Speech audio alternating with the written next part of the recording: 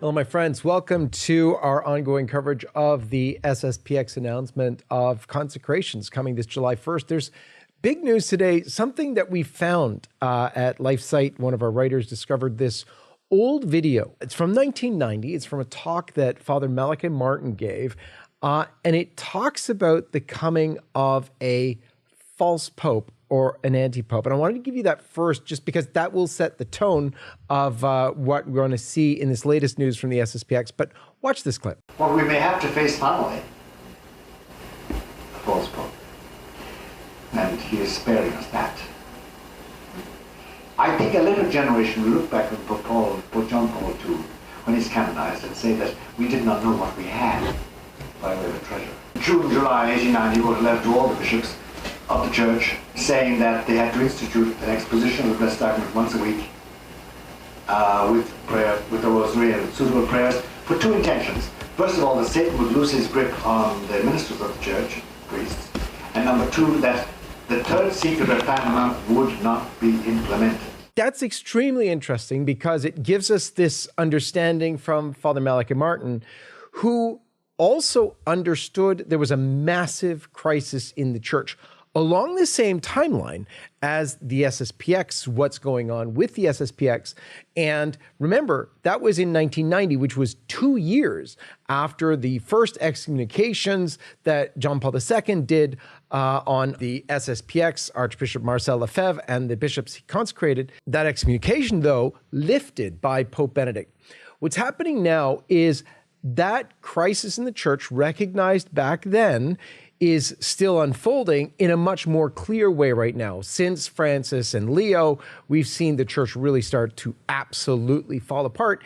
And that is exactly what leads to this announcement of new consecrations. First of all, Bishop Fillet, in this homily that just came out, Bernard Fillet is one of the two remaining bishops of the Society of Pius X. He says right off the bat in this homily delivered Sunday that it is for the reason of the crisis in the church. Watch. It is not out of pleasure or wishful thinking that we proceed to consecrate bishops, even if Rome would say no. Even when we just say that, of course, there are thoughts, there are already people who intervene and speak of schism, of excommunication, the big words. So, this act cannot be understood or justified if we do not understand that there is a major problem within the Catholic Church. This major problem, we call it crisis. There is a crisis in the Church. Bishop Fillet points out that this crisis is already recognized by John Paul II and by Pope Benedict, as he is Cardinal Ratzinger. But just listen to what he says, and I'll show you how that matches almost perfectly with the crisis in the church that's outlined by Father Malachi Martin. Watch. Think that Pope John Paul II, at the beginning of his pontificate, said, and he was speaking of the Catholic universities, heresies have been spread with full hands. That's what he was saying. In the 80s, 90s, you have an enormous crisis at the level of the theologians. There was a text which was called the Charter of Cologne, of Köln. Over 500 theologians, professors of theology in the Catholic universities rebelled against Rome. The prefect of the Congregation of the Faith at that time, which was Cardinal Ratzinger, describe that situation with 3 points of this modern theology. The first point was, there is no creator. This modern theology forgets that there is a creator. They have replaced that by evolution. You understand that if there is no creator, there is no God. The second point about our Lord is not God. He is the first revolutionary who ended very badly because he was killed on the cross. And the third point described by Colonel Ratzinger was, there is no hell, but there is no heaven. Heaven is on earth. That was a description of major, think about 500 theology professors in the Catholic universities. Bishop Fillet presents John Paul II and his recognition of the crisis.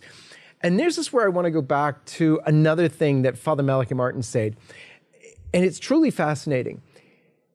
The difficulty in the church, as laid out by Malachi Martin, it was hard for the faithful to believe, to understand what was going on. JP2, everybody could recognize him as a faithful Catholic and someone who loved the faith. And yet, all this stuff was happening around him, with him, that no one could understand. How could this go on when he loves our Lord and the church, and yet all mayhem is breaking loose around him? And one of the things Father Malachi Martin said was that the Pope is like a prisoner. And how could that be? Well, get this. The Pope, says Father Malachi Martin, wanted to insist, and this is JP2, wanted to insist that all parishes make a holy hour once a week for 2 reasons. 1, in order to loosen the grip of Satan on the clergy. And number 2, to stop the prophesied happenings of the third Fatima secret, which could be mitigated, of course, like all warnings and prophecies from heaven, by prayer and penance and sacrifice. Listen to it in Father's words. I don't speak of the pagans. I don't speak of those people are outside, to whom our Lord sent the apostles. Where is the missionary spirit gone today? It's killed down. Why? Because now they pretend that everybody can be saved. Pope Francis dared to say that the plurality of religions belong to the wisdom of God. In other words, it's God who wanted several religions, other religions. It demolishes the faith. You have there a recognition of the crisis way back in the day of JP2, and this is being brought forward now by Bishop Fillet. And actually, Bishop Fillet goes even further back in history than John Paul II. He talks about the Second Vatican Council and what Pope Paul VI said about the smoke of Satan entering the church, and we've all heard that one. But listen to what he says Pope Paul VI also said. Paul VI, right after the council, not only spoke about somehow, the smoke of Satan has entered the temple, the sacred temple, the church, the smoke of Satan. He said, after the council, we were expecting a spring, and a storm has come. He would say to Jean Guiton, what is strange today is that a non-Catholic thinking is in the church. And it's very possible that this non-Catholic thinking may dominate, prevail. And he continued by saying, but it will never represent the church. There will always be a little herd, as little as it might be. Okay, so there he's talking about a little herd. That means like a little flock that will remain. But that basically this non-Catholic attitude will gain dominance in the church. Harkens very much back to what Ratzinger also wrote, that the church would become very small and we would lose the edifices. And lose it to what? Yeah, to a false church that would gain dominance. And I think one of the most fascinating things about this homily from Bishop Fillet is what he describes as the negotiations, basically, between the SSPX and the Vatican, and how confused they are, and therefore how absolutely confused the Vatican is in its own time. Listen to this. This is describing his meeting with Pope Benedict initially. Watch. In 2005, during the audience I had with Pope Benedict, at a certain moment, he asked me, so what's the situation? Where are we? Thinking of how can we proceed? What can we do things better? And I told the Holy Father, the situation of the normal, simply normal Catholic life in the Church has been made largely impossible. And that is why every day priests, religious, nuns, faithful can no longer in conscience continue that. And they come to us begging for help. And I continue telling him, as long as this Catholic life is not made possible again in the Church, we will not be able to proceed and to continue. And Pope Benedict did not deny it. He said, well, I understand, we will have to proceed by steps, but we must not delay too much. But he did not deny that situation. So first of all, we see that the meeting with Benedict doesn't deny that this crisis is on in a big, big way. And he also sees the benefit of the SSPX. This is the guy who not only lifted the excommunications, but did Summorum Pontificum, which granted all priests the right to say the traditional Latin Mass without the approval of their bishops. But then Bishop Fillet goes on to give probably the most stunning thing.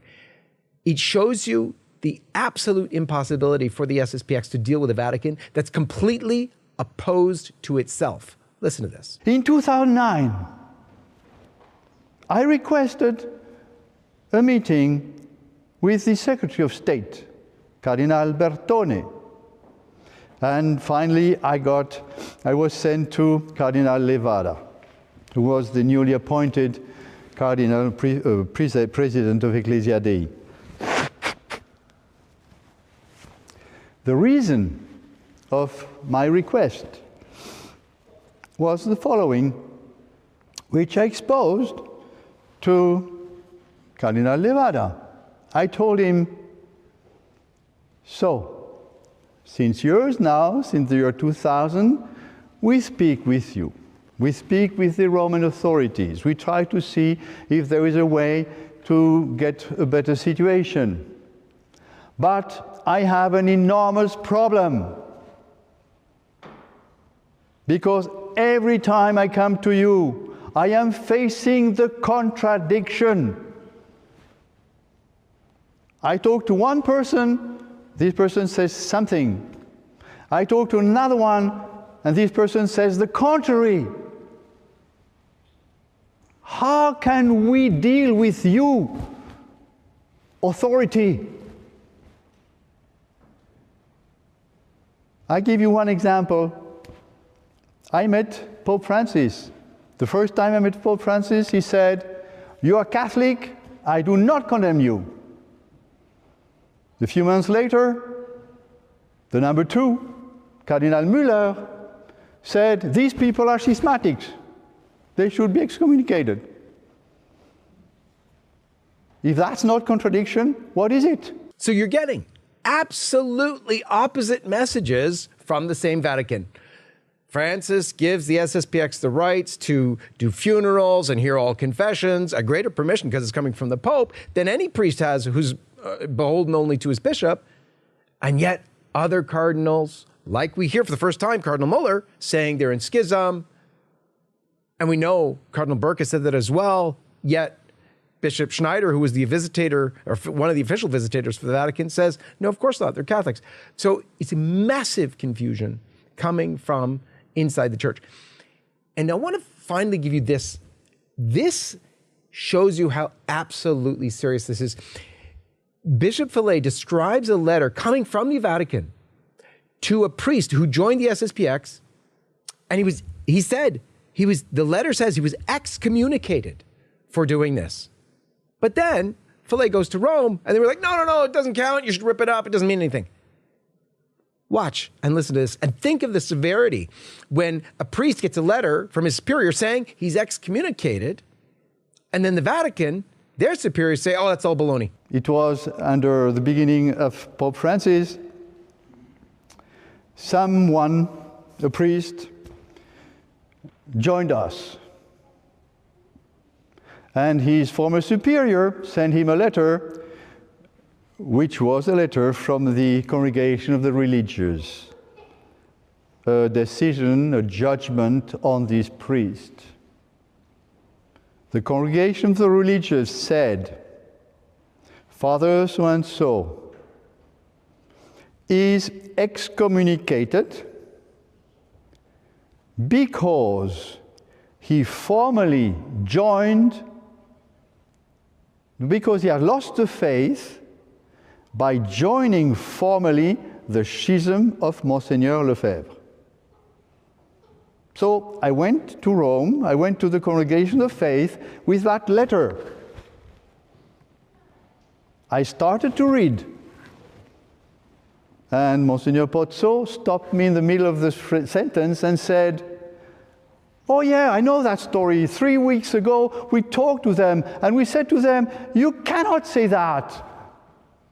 You are not competent. You must revise your judgment. And to me, he said, the only thing you have to do with this letter is this. He continued by saying, you must tell your priests and the faithful that not everything that comes from Rome comes from the Pope. And I answered to him, yeah, that's correct, but that's impossible. Because how can I know if something comes or does not come from the Pope? What kind of criterion can I use? I will tell you what's going to happen. If something pleases me, I will say it comes from the Pope. If it does not please me, I will say it does not come from the Pope. So from that, and from that alone, you know that there's a massive crisis in the church. And from that, you can also understand that this nonsense about, oh, he's excommunicated, he's not. No. That's all coming. That's going on right now. We already saw it with Archbishop Carlo Maria Vigano. We see it with all sorts of canceled priests all over the place. The church is, as the SSPX said, in a state of absolute dire crisis, and they're taking the actions they feel necessary to preserve the church. And one last thing for all of you, if you want to find out more about Father Malachi Martin, who, by the way, was a secret cardinal, according to his biographer, Rob Morrow, who I interviewed on my show, I'd encourage you to go check out that whole show. You'll learn about how Father Martin was sent behind the Iron Curtain, was caught and tortured, and then came back. He was an exorcist, all sorts of things this former Jesuit did, and it's absolutely fascinating. In addition to that, you might want to check out my show with prophecy expert Xavier Ayral, and we spoke of his book Revelations, and also the revelations of 2 successive anti-popes, as one of the stigmatists predicted, and a similar message from an approved apparition of La Salette, which talked about 2 worm-ridden popes. Go check out those at the links below. For Sign of the Cross Media and for Lifesite News, I'm John Henry Weston. May God bless you. Pray for the church and pray especially for what's going to happen in the coming days, particularly as we lead up to July the 1st. God bless you.